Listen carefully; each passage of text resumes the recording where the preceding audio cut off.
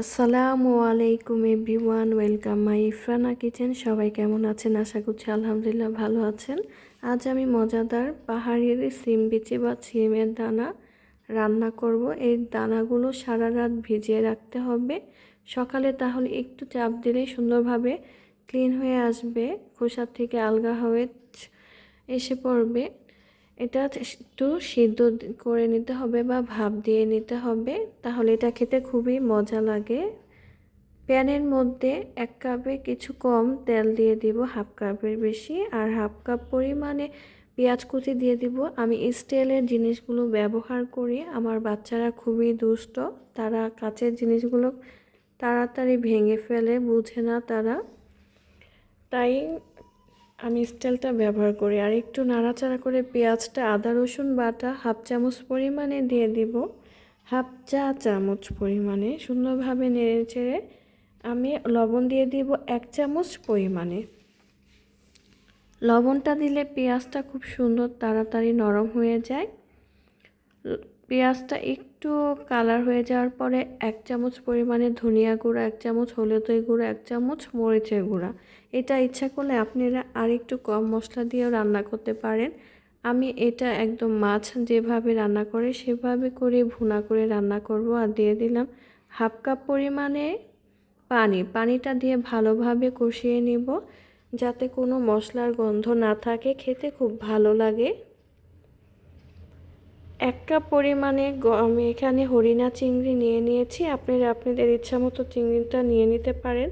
আর 1 cup বেশি, মানে 1.5 কাপের পরিমাণে সিমের বিচি এখানে নিয়ে নিয়েছি। দানাটা সিদ্ধ করে ক্লিন করে যতটুকু হয়েছে, এটা খেয়ে দেখবেন খুবই মজা। আমাদের পাহাড়ি ভাই বোনরা তো খুবই পছন্দ করে, আর আমরা যারা আছি ঘুরতে যারা যাবেন অবশ্যই এটা নিয়ে আসবেন। এটা খুবই স্বাস্থ্যকর একটি খাবার। আমার হাজব্যান্ড খাগড়াছড়ি ঘুরতে গিয়েছিল, তখন নিয়ে আসছে। এটা খেতে তো আমার কাছে একদম মুড়ি ঘন্টর মতো লেগেছে। আপনারা না খেলে বুঝতেই পারবেন না এটা কতটা স্বাস্থ্যকর, কতটা মজাদার খাবার।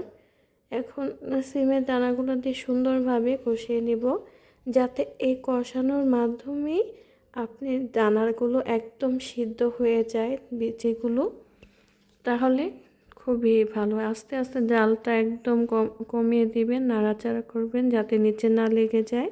চিংড়ির মধ্যে লবণ আর মরিচের গুঁড়ো আর কিছু সামান্য হলুদের গুঁড়ো দিয়ে মাখিয়ে রেখেছিলাম, সেটা এখানে দিয়ে দিয়েছি। আর ভালোভাবে কষানো হয়ে গেছে, 15 মিনিট আমি কষিয়েছি। তারপর দিয়ে দিলাম 2 কাপ পরিমাণে পানি। এটা কিছুক্ষণ জাল হওয়ার পরে 1 কাপ পরিমাণে মতো পানি রাখতে হবে, ড্রাই হয়ে যায়। আর কিছু ধনিয়া পাতা কুচি, 2টি কাঁচামরিচ দিয়ে দিলাম।